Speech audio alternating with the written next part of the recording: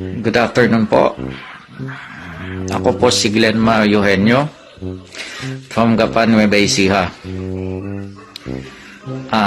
Gusto ko lang hong ilahad ang aking statement, lalo-lalo na po sa RTC Branch 25 na Manila at sa publiko. Ako po ay nagtatrabaho sa Bergamo, sa Italia, na may teleponong 388.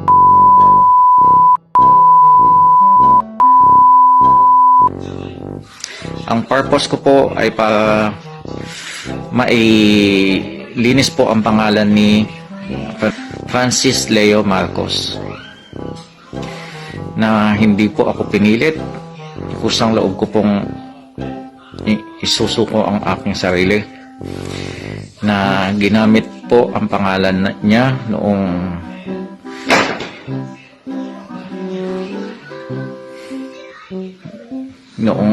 September 2002 hanggang 2005. Ginamit ko po ang kanyang pangalan na Norman Antonio Mangusin,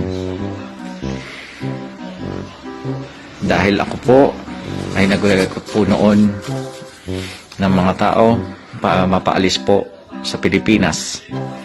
Binibigay ko ho sila kay Boss Rick. Nagkikita po kami sa Gapan, Nueva Ecija.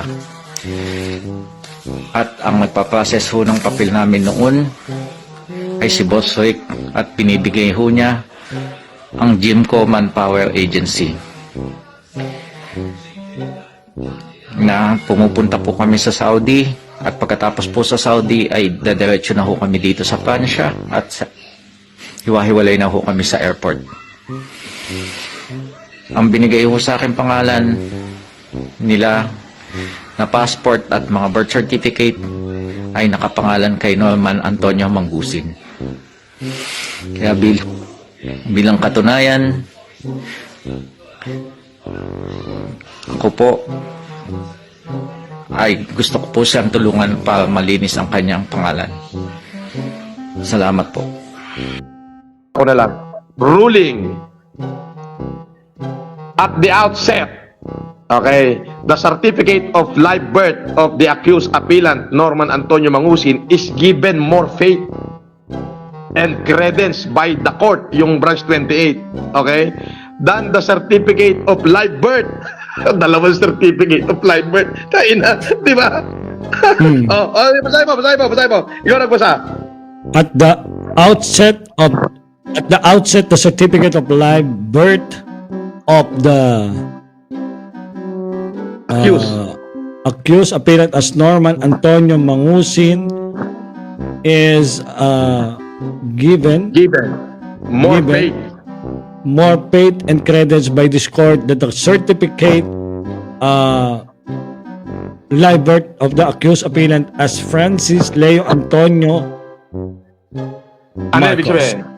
Yes, dalawang certificate of live birth, di ba? Yes po.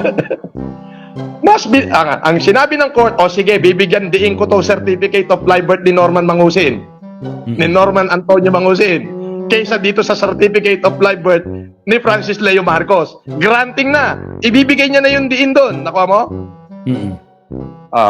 Eto na. Ayan. Ang haba. Eto na. Yung mga decision na ng court ito. Dito tayo sa dulo. Pakita ko. Ilan ang certificate of live birth? Dalawa. Okay. Eto na tayo. Ayan, Ayan. Ayan ang pirma ni Judge. Boss, panadero ka daw sa Cuevas Bakery. Ngayon, inggit ka. Baka naiinggit ka, ay di gumaya ka, o kininam. Ayaw mo ba nun? Isang panadero, di ang gandang ano yan, ang gandang simulain yan. Isang panadero na naging pandemic hero. Isang panadero na walang makain na naging bilyonaryo at tumulong sa mga kababayan niyang Pilipino. How about that? That was nice. So there is nothing wrong of being a baker. Nagtagan ko pa ng grocery. Kahit sabihin natin worth 100 pesos na grocery yan, o kay 100 yan, kay 1,000, kay 5,000 na grocery yan, kay 50 pesos na grocery, ang hiningi ni ng Ale, wheelchair lang, granting, darating. Yung grocery, bonus na lang. Iyan. So, syempre, kailangan may video yun. Kailangan ba i-post ko yun ng umaga? Kasi pagka hindi, sasabihin.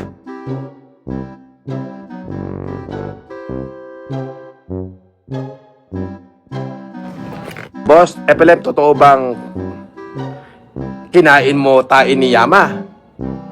Ha? Paano ko gagawin yun? Eh, nung napunta sa akin si Yama, nasa Legrand lang kami. At hindi gano'n siya nakakalapit sa akin kasi marami talaga ako security.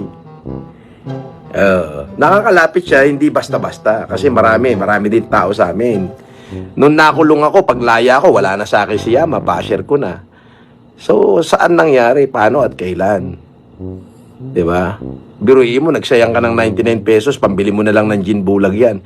Nagsarayin ka pa ng 99 pesos para ipakita lang na tanga ka. Na ikaw ay ulaga, may masabi ka lang.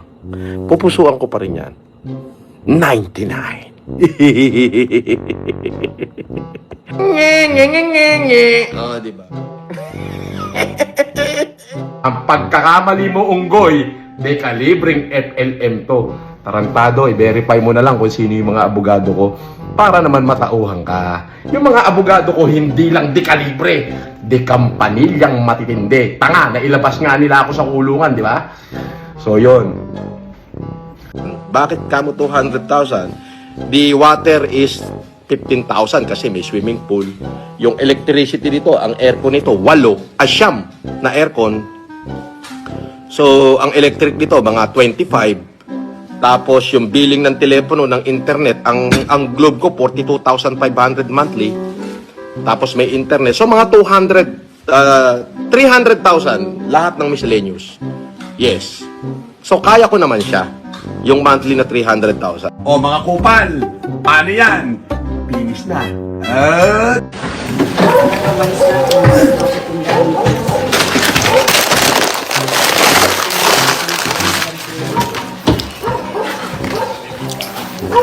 Diba? Lahat ng taong makasalubong mo dyan sa munisipyo, paluin mo ng 2x2 para magamit yung wheelchair natin. Sabi ni Minoto Ragamit, Boss Epilem, salamat po sa binigay niyong wheelchair sa amin. Hindi po namin magamit dito. Nais ko po sanang lumpuhin kayo at ipalo sa inyo na magamit. Pwede. Halika, pakita. Dali natin niya sa Dali natin niya sa kasiguran. Dali. Halika na. O, kala mo ka naman may tira. Wala ka naman tira. Kamote. Oo. Sabi ni Ninang Marlene, kukonti lang daw ang ang disabled doon. O edi, 2x2 lang ang katapat niyan. Lahat ng taong makasalubong mo dyan sa munisipyo, paluin mo ng 2x2 para magamit yung wheelchair natin. Andyan mga sasakyan mo. Andito po, Mami Yaja. Ito. Ayan. 3 yan, 3. Oh, ayun pa isa. Oh, magkakahilera.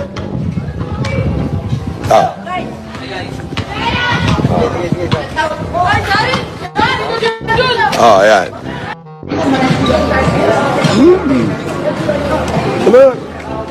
Mga bata ako, talaga. Sa hotel nakatira. Anong kwarto nyo? Presidential suite. Oh, ikaw. Ano meron ka? Wala. Nagyabang kasi sila na ako raw ay natutulog sa karo at sila ay masarap at tulog at magaday tulugan. So kaya naman naisipan ko na bumalik dito sa mga world class na hotel para naman bumalik sa world class hotel para naman ipakita na kaya din natin yung. Sabi ko sa anak ko, gawin mo na lahat ng kasalanan. Patatawarin kita. Basta maging mapagbigay ka sa taong nangangailangan. Pag hindi mo yung ginawa, sabi ko sa mga anak ko, bata pa, isusumpa mo. So, awa ng Diyos. Ang baon nun araw-araw ay 2.5. Ang kakainin niya, mga 150 to 200. Yung 2-3, pamimigay sa klase, ah. Sumasakit ang ulo ko. Banat sa'yo eh. Sumasakit ang ulo ko. Hindi naman ganun. Hindi naman ganun. Hindi naman ganun. Grabe. Ito po yung aking bahay. Kung makikita nyo. Wala po akong pakialam kung mabawasan yung aking kayamanan or magsilugi yung mga kumpanya ko. Ang importante, ayoko may isa sa empleyado ko ang magkakaroon ng COVID. Kaya yung iba pong empleyado ko, kinupkup ko na. Kahit na ano pa ang posisyon nyo, hindi ko kayo aatrasan. Pagkikilala tayo, tignan ko kung ganong kalalaki yung mga kalembang nyo, mga hinayupak kayo. Dahil yung kalembang ko, malaki to. Hindi nyo ako kayang kantiin. Malabo yan. Planuhin yung magaling kung paano nyo ako ikakahon. Planuhin nyo. Mga alagad ho ng batas to sinasabi ko na ito. Napaghandaan na ho ng abogado ko yan. Bring it in the court. China-challenge ko kayo. Dalhin nyo sa korte yan. Ngayon, kung babarakuhin nyo ako, hindi nyo ako kaya. Barako din ako eh. Hindi ko muna kayo papangalanan, pero kay pundim-pundi na sa inyo, mga lintik kayo. Hindi nyo ako kakayanin. Yan lang ang tatandaan nyo. I show you the place. Oh. Yung convoy ko, kung gusto sumunod, kung nasa Tugigaraw pa kayo, umabol kayo dito, ito yung lugar ko. Hindi rin kami magtatagal. Hindi kayo magtatagal, but if you can be here within 30 minutes, o saban nyo na yung mga artista, andito ako, dito tayo kumain. Bilis.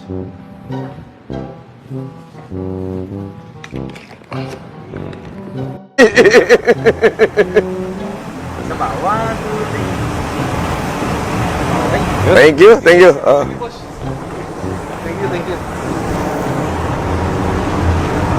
Yung mga kakain tayo ng Goto Monster.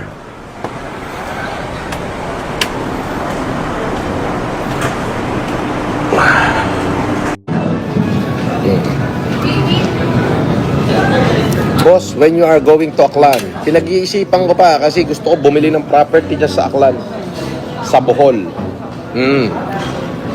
Bala ko bumili ng mga 10 hektarya dyan sa Bohol. At wow! And huge! Grabe yung seafood platter nila, oh. Nice. Mac and cheese. Oh, may side dish kami. Mac and cheese. Okay, mac and cheese. How many mac and cheese? It's 2, right? 2. Okay, they're in here. Okay. It's a feast. Yes. No, that's Our potato wedges. Then chocolate mac and cheese. This is my steak. That is the seafood splatter. Oh my god. Wow.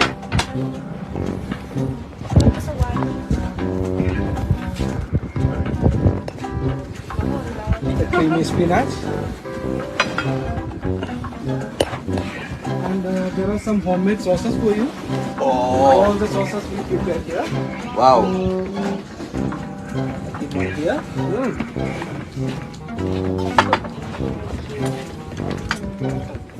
This is well done. Wow, nice. Mayo. Yeah, definitely. So let me explain the sauces. First one is Béarnaise sauce. It's a derivative of hollandaise. Then we have barbecue sauce, peppercorn sauce. Anino, Louie, inggit ka. Ikaw ba nakasakay ka na ba ng business class? Si Casper nasa business class, oh. Hindi pa, di ba? Oh, eh. Sabi, palipad naman kayo, pambayad sa bahay ni Kulaong. Kahit hindi, marami ko niyan. Inggit ka? Naka $160 na nga ako eh. 70 minutes lang ako nang aasar dito. Oh, di ba?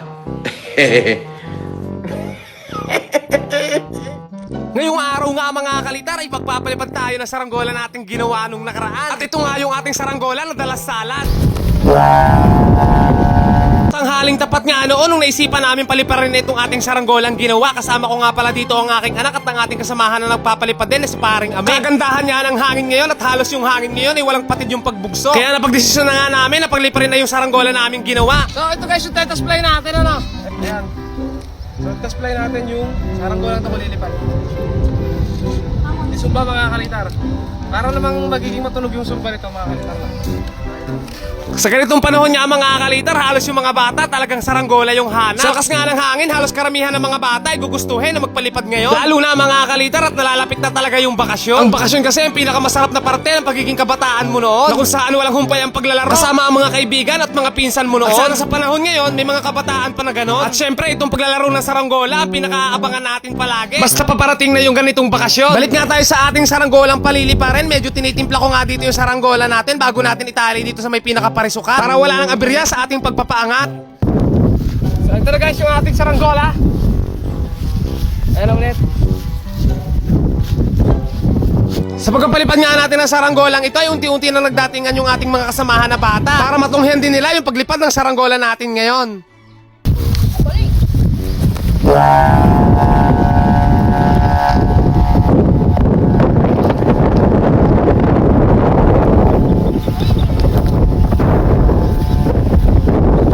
At sa wakas nga mga kalitar, lumipad na yung saranggola nating pinaghirapan gawin. At ang lakas din ng sumba nito. Ang galing.